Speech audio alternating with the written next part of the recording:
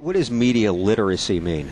Well, if you break down the two words, media is descriptive of any form of communication. It can be radio, television, computers, billboards, other advertising, and literacy means to read or create. So when you put those two together, it's about how do we learn to critically read the media, whether it's a book or radio station, and then how do we also produce it. So media literacy is not just about analyzing the media, it's also about accessing it and creating media.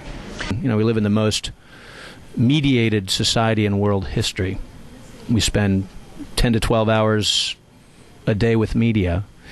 And so I think it makes sense to really think about in a sort of systematic and sustained way, our relationship with media. And if you sort of throw into the mix the fact that we, consume as many as 3,000 discrete advertising messages a day, you throw into the mix the fact that 90% of our children's media content is owned by one of 6 transnational corporations, and their number one goal by law is to make money at the expense of all other social values, or in terms of their priorities, then I think we have a really interesting dilemma on our hands. What do you do when you live in the midst of the most powerful media culture the world has ever known? I think the most important response ought to be from all of us to teach people to be more critical, not just media consumers, but to be more powerful media producers as well. A lot of media has a financial interest, and that conflicts often with healthy behavior. So I think really when people say, well, the media, it's shameful what the media has become, my response is, look, there's 2 trends.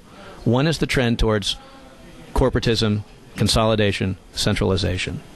The other trend is towards diversity, localism, independence, embracing new media technologies to create new stories that challenge the dominant status quo. And these 2 trends are in opposition to one another in many ways.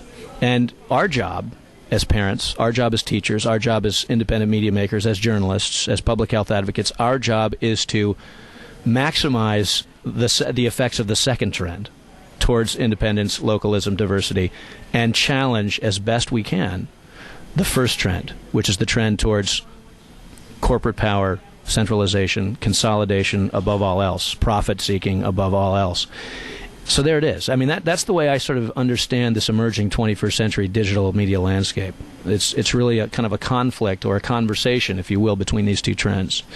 So there's our challenge, and that's really what ACME is trying to do as an organization, as a coalition, is to bring to the table teachers, students, citizens, media makers, journalists, public health advocates, and have a conversation about how we do that. How do we maximize the good in our media culture, the stuff we want to see happen, and how do we mitigate the impact of this, corporate commercial onslaught?